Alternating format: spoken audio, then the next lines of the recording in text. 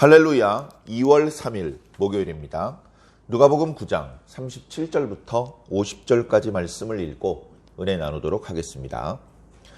이튿날 산에서 내려오시니 큰 무리가 맞을세 무리 중에 한 사람이 소리 질러 이르되 선생님 청컨대 내 아들을 돌보아 주옵소서. 이는 내 외아들이니이다. 귀신이 그를 잡아 갑자기 부르짖게 하고 경련을 일으켜 거품을 흘리게 하며 몹시 상하게 하고야 겨우 떠나가나이다. 당신의 제자들에게 내쫓아 주기를 구하였으나 그들이 능히 못하더이다. 예수께서 대답하여 이르시되 믿음이 없고 패역한 세대여, 내가 얼마나 너희와 함께 있으며 너희에게 참으리요. 네 아들을 이리로 데리고 오라 하시니 올 때에 귀신이 그를 거꾸러뜨리고 심한 경련을 일으키게 하는지라.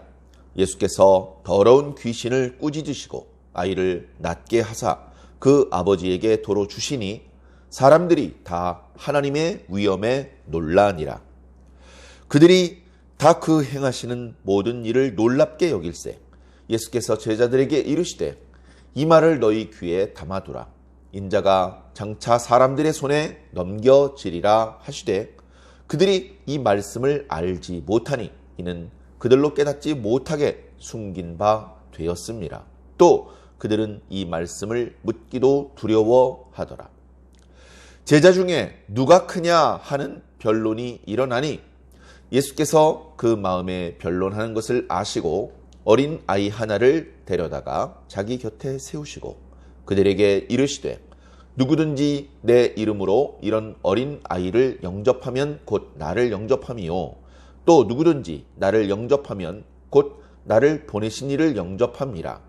너희 모든 사람 중에 가장 작은 그가 큰 자니라. 요한이 여짜오되 주여 어떤 사람이 주의 이름으로 귀신을 내쫓는 것을 우리가 보고 우리와 함께 따르지 아니하므로 금하였나이다. 예수께서 이르시되 금하지 말라. 너희를 반대하지 않는 자는 너희를 위하는 자니라 하시니라. 아멘. 자, 누가복음 안에서 예수님의 사역이 이제 초반부 사역이 거의 마무리되고 있습니다.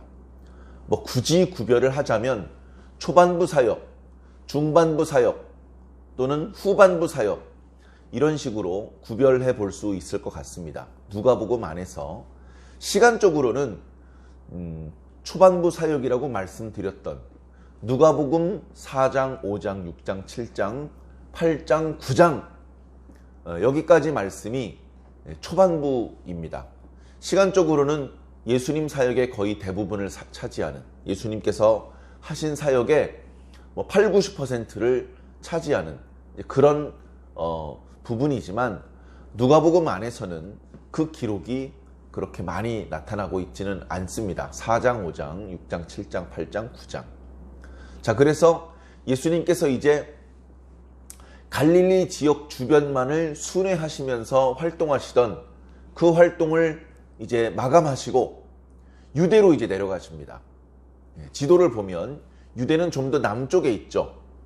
근데 유대로 올라간다 이런 표현을 하는데 유대가 이렇게 더 의미적으로는 높은 그런 위계에 있기 때문에 우리도 지도에서 보면 함경도나 평안도가 서울, 한양보다 북쪽에 더 위쪽에 있는 것처럼 그려지지만 평안도에 있는 사람도 한양에 갈 때는 나 한양에 올라간다 이렇게 이야기를 하거든요. 거기에는 임금이 있고 거기에는 궁궐이 있기 때문에 그렇습니다. 이제 예루살렘에 성전이 있기 때문에 그 예루살렘 어느 방향에 살든지 예루살렘에 갈 때는 예루살렘에 올라간다. 이제 이렇게 표현을 하게 되는 것이죠. 그래서 예수님도 예루살렘으로 올라가십니다. 가시는 과정에 갈릴리와 유대 지방 중간에 있는 사마리아 지방을 거쳐서 이제 가시죠. 다른 복음서에서는 사마리아를 거쳐 가시는 동안에 있었던 일들, 그 중간에 주셨던 말씀들에 대한 기록은 많지 않은데 이제 그런 부분은 누가복음이 아주 풍성하게 우리에게 말씀을 전해주시고 있습니다.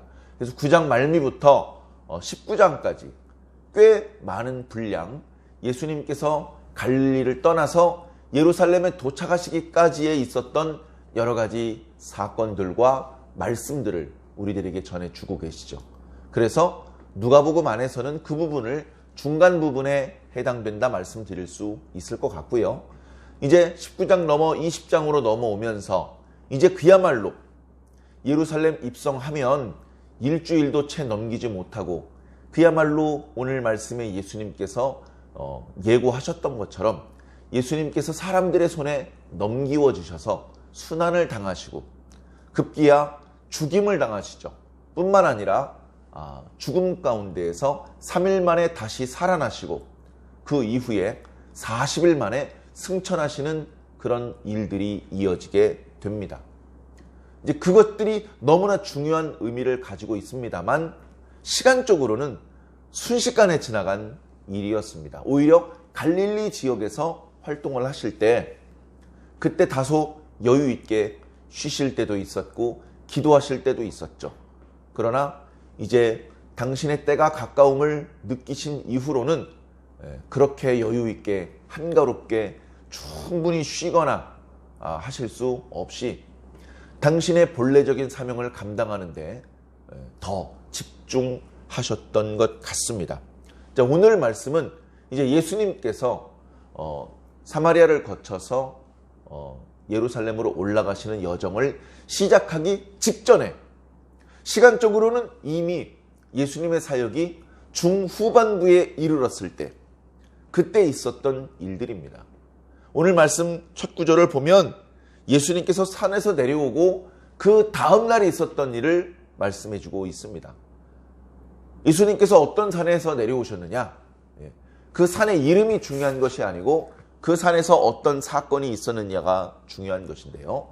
그것은 바로 어저께 묵상했던 말씀 속에 나타나고 있죠.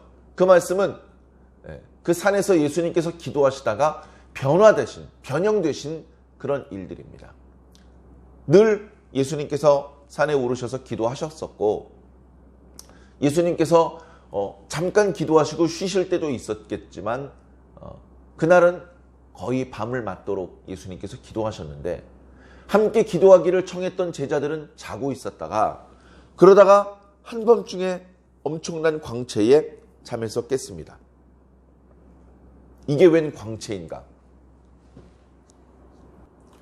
그래 잠을 깨고 정신을 차려서 보니 예수님 혼자 기도하고 계셨던 자리에 두 사람이 더 나타나 예수님과 영광 중에 대화를 나누는 그런 모습을 보았고 그 예수님의 대화 말씀 중에 그 두 사람이 하나는 모세야 하나는 엘리야라는 것을 깨닫게 되었던 것이죠. 그런 놀라운 체험을 하고 산에서 내려왔습니다. 이제 그런 체험이 있었던 때가 이미 이제 갈릴리 사역을 거의 마감할 때였다. 그런 것을 우리가 또 새삼스럽게 알게 되는 것이죠. 자, 그런데 그렇게 갈릴리에서 꽤 오랫동안 시간적으로 그것이 1년 반인지 2년 반인지 정확히 말씀드릴 수는 없겠습니다만 꽤 오랜 기간 갈릴리 주변 여러 곳을 예수님께서 다니시면서 복음을 전파하셨습니다. 처음엔 회당에서 그리고 나중에는 호숫가에서도 빈 들에서도 예수님께서 사람들에게 말씀을 전하셨고 그 중간중간에 예수님께서 고쳐주신 병자 예수님께서 귀신을 쫓아내 주셔서 다시 회복된 사람들의 수는 일일이 계수하기가 어려울 정도로 예수님께서 놀라운 능력을 함께 행하여 주셨죠. 꽤 오랜 기간 그렇게 하셨습니다. 그러면 예수님께서 그렇게 오랜 기간 말씀을 전하셨고 능력 베푸시는 것을 보여주셨다면 그렇다면 그 옆에서 그 누구보다도 예수님을 따라다니면서 예수님께서 말씀 전하시는 모습, 예수님께서 병을 고쳐주시는 모습, 귀신을 쫓아내시는 모습, 심지어 기도하시는 모습을 보았던 제자들은 처음 부름받았을 때보다 훨씬 성장하고 성숙한 모습이어야 하지 않겠습니까?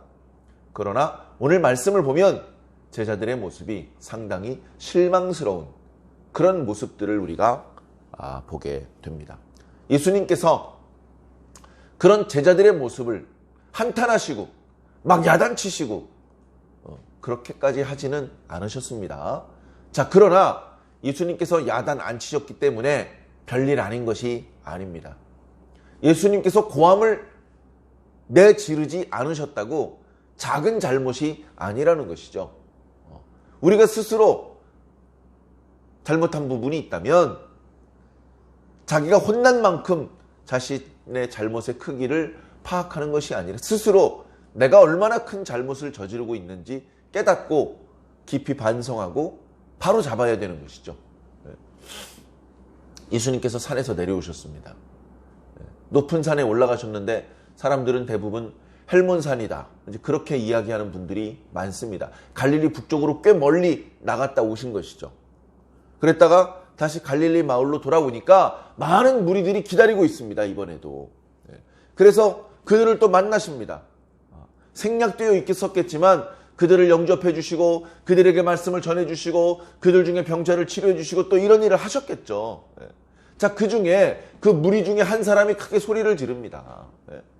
나이 든 사람이 말이야, 좀 질서 있게, 예수님 안 그래도 바쁘고 피곤한 분인데 예수님의 그 병을 고쳐주시는 능력을 필요로 하는 사람이 한두 명이야? 좀 기다렸다가 예수님께서 어련히 알아서 치료해 주실 거라고 그렇게 소리를 지르고 할 필요 있어.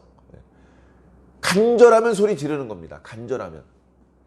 다급하면, 절실하면 소리 지르는 겁니다.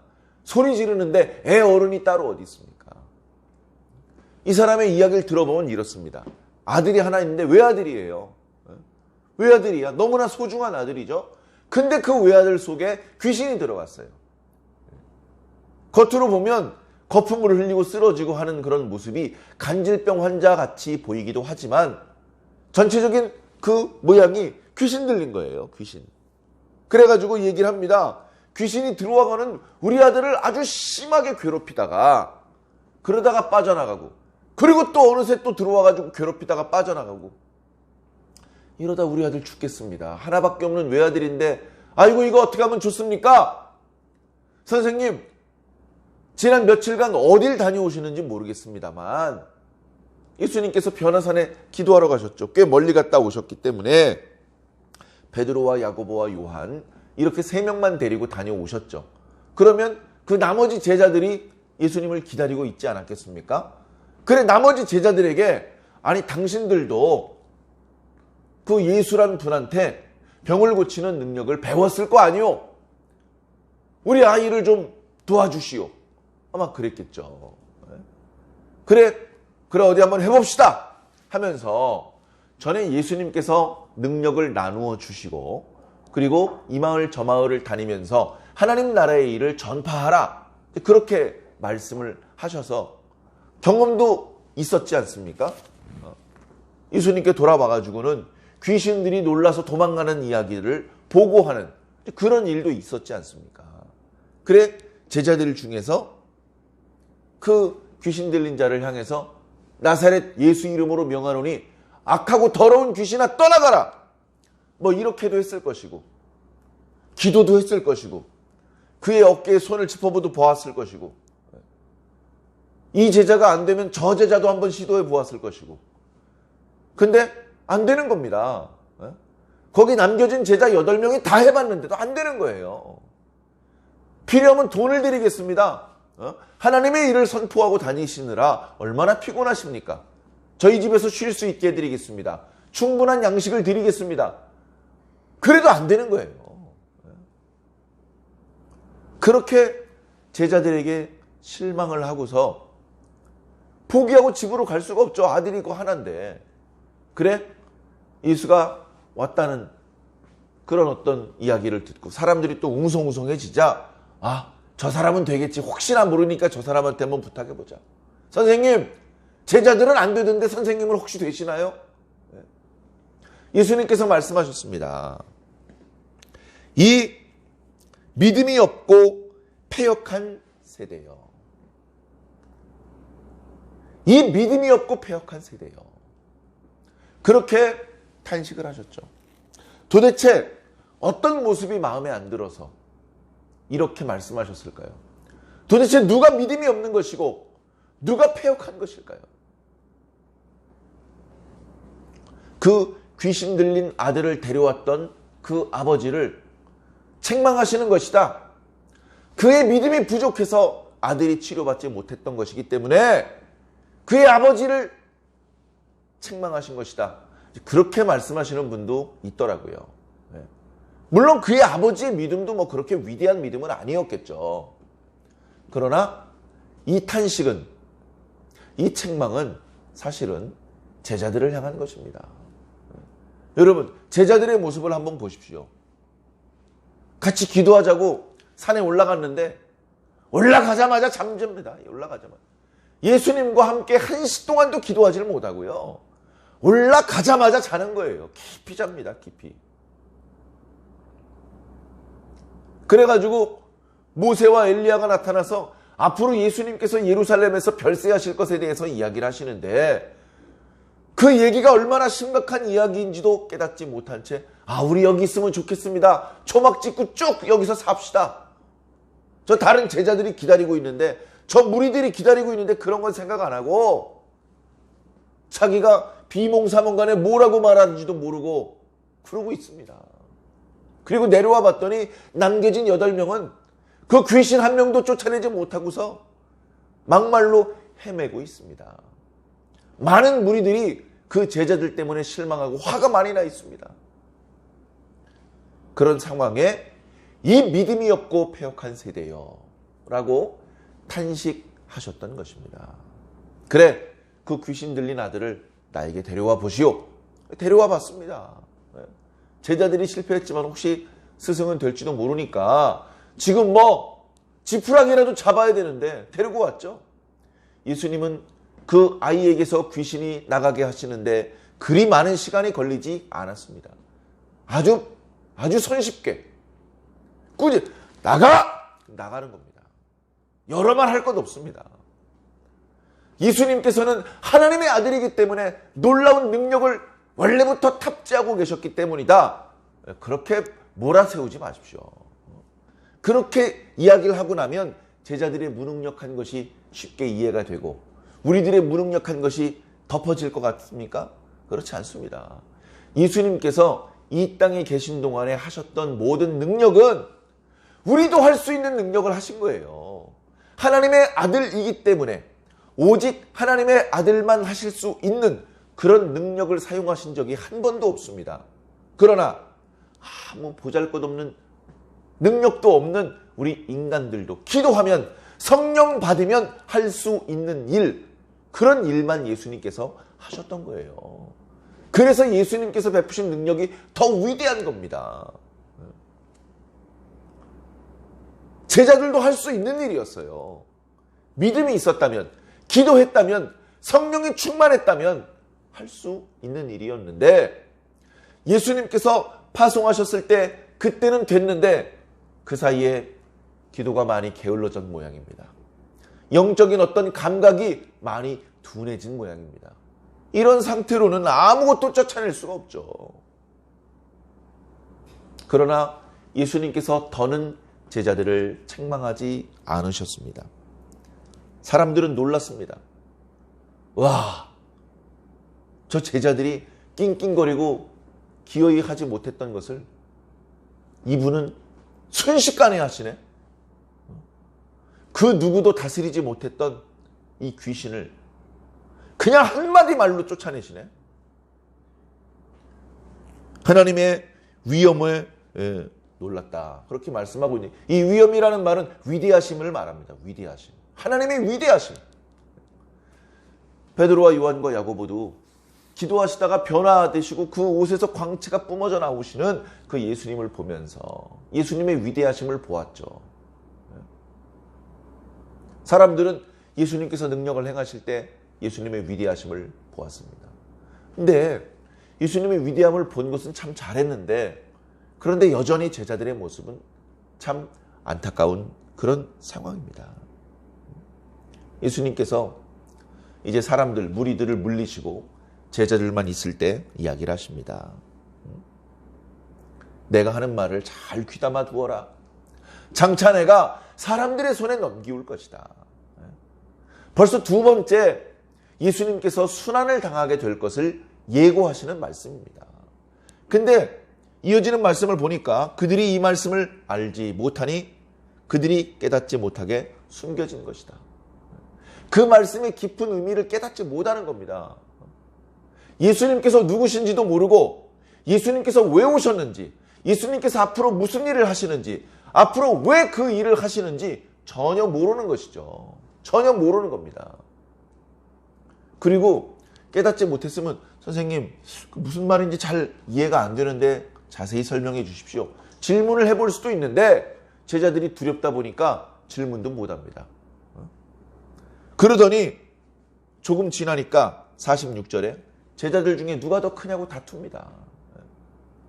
이게 아주 나쁘게 생각할 수도 있고 또는 조금 자연스럽게 생각할 수도 있는데 당시에도 바리새인들끼리 모임을 할 때도 마찬가지고 회당에 가서 앉을 때도 마찬가지고 또는 뭐 무슨 쿰난 공동체에서 어떤 활동을 하는 모습들 그때의 기록들을 보아도 마찬가지인데 이렇게 둘러 앉을 때 뭔가 우열이 있어서 질서 있게 그 우열에 따라서 이렇게 앉습니다. 그렇게 앉을 때 편안하고 그렇게 앉는 것을 서로 인정을 하는 그런 분위기가 있었던 것이죠. 근데 예수님께서는 그 제자들 12를 각각 그 12제자에 이렇게 가입된 시기도 다르고 나이도 다르고 그런데도 불구하고 예수님께서는 대체로 다 동일하게 동등하게 대해주셨기 때문에 얼른 그 우열을 가리기가 어려우니까 서로 예수님 없는 자리에서 이야기를 합니다. 아 그래도 내가 먼저 왔는데 아 그래도 내가 나이가 많은데 아 지난번에 회당장의 딸을 고쳐주실 때 나는 방에 들어갔었다니까 뭐 이런 이야기를 하면서 서로 누가 앞서느냐 누가 처지느냐 그런 이야기를 했던 것 같습니다. 예수님께서는 이제 예루살렘에서 사람들의 손에 넘기워야 되는데 제자들의 이런 모습은 너무나 딱하고 안타까운 그런 모습들이죠. 예수님께서 그러나 화내지 않으시고 어린아이 한 명을 옆에 세우시면서 말씀하십니다. 누구든지 이런 어린아이 하나를 영접하면 나를 영접한 것이고 나를 영접하는 것은 나를 보내신 분을 영접한 것이다. 예수님을 영접해야 되잖아요. 그래서 하나님을 만나야 되잖아요. 그 어린아이 한 명을 영접하는 것을 못하고 있는 겁니다. 제자들의 이런 모습. 또 너희들 서로 누가 크냐고 다투고 있지? 내가 답을 알려줄게. 너희들 중에 가장 작은 사람, 그 사람이 제일 큰 자야. 그 예수님의 말씀을 제자들이 충분히 깨닫지 못했던 것 같습니다. 뒤에 이어지는 말을 보니까요. 요한이 예수님께 얘기를 합니다. 요한이 예수님이랑 가까웠잖아요. 예수님께서 요한을 많이 사랑해 주셨잖아요. 그렇다고 요한이 항상 예수님 마음에 들었던 것은 어쩌면 아니었을 것입니다. 그럼에도 불구하고 예수님께서 개의치 않으시고 요한을 가깝게 두셨었죠. 요한이 예수님과 친근하니까 예수님에게 이제 얘기를 합니다. 예수님, 저희가 이렇게 다니다가 보니까 어떤 사람들이 예수님의 이름으로 귀신을 쫓아내더라고요. 사실은 대단한 거 아닙니까? 예수님 12제자는 귀신을 지금 못 쫓아냈어요. 그래서 망신을 당하고 있는데 12제자에 포함도 안 된 어떤 사람은 예수님의 이름으로 귀신을 쫓아냈단 말이에요. 그 자신들도 하지 못하는 것을 그 사람이 했는데 제자들이 말합니다. 너희는 우리 모임에 가입된 사람이 아니니까 하지 마. 금지시켰다는 겁니다. 예수님께서 말씀하시는 거죠. 금지시키지 마세요. 금하지 말아라. 그러니까 뭡니까? 제자들의 모습. 예수님이 없는 동안에 전에 주셨던 능력을 잘 활용해서 귀신을 쫓아냈어야 되는데 그렇지 못했고 예수님께서 왜 예루살렘에 가셔서 순환을 당하셔야 되는지 그 의미도 깨닫지 못한 채 서로 누가 크냐 변론을 하고 있는 모습. 자신들은 아무 능력도 이렇게 나타내지 못하고 있으면서 어떤 사람이 주의 이름으로 능력을 행하는 것을 보면서 금지시키는 모습. 배타적이잖아요. 배타적. 예수님께서는 그렇게 하지 말라고 하셨어요. 사랑하는 성도 여러분, 제자들이 상당히 많은 것을 보고 듣고 배우고 성장하고 성숙했을 것으로 기대되는 시점인데 오히려 오늘 말씀에 보면 상당히 실망스럽고 아쉬운 모습들이 많이 나타나고 있습니다. 그래서 이런 말씀들을 보면서 우리는 예수님의 제자들을 막 이렇게 책망도 하고, 아유, 제자들이 왜 그래 도대체, 이런 표현의 말을 하기도 하죠. 그러나 오늘 우리들의 모습은 어떻습니까? 오늘 저와 여러분의 모습은 어떻습니까? 오늘 저와 여러분들은 예수님을 실망시켜드리지 않고, 예수님을 탄식하게 만들어드리지 않고, 예수님의 심정을 이해하면서 예수님께서 기대하시는 그런 믿음을 가지고 있습니까? 겸손한 마음으로 말씀이라고 하는 거울 앞에 자신을 비추어 보시길 바랍니다. 여러 부족함들이 발견되고 그런 것들을 두고 주님 앞에 기도하며 주님께서 채워주시기를, 정말로 성장하고 성숙한 그런 제자의 모습으로 살아갈 수 있게 도와주시기를, 기도해 주시기를 주의 이름으로 간절히 부탁을 드립니다.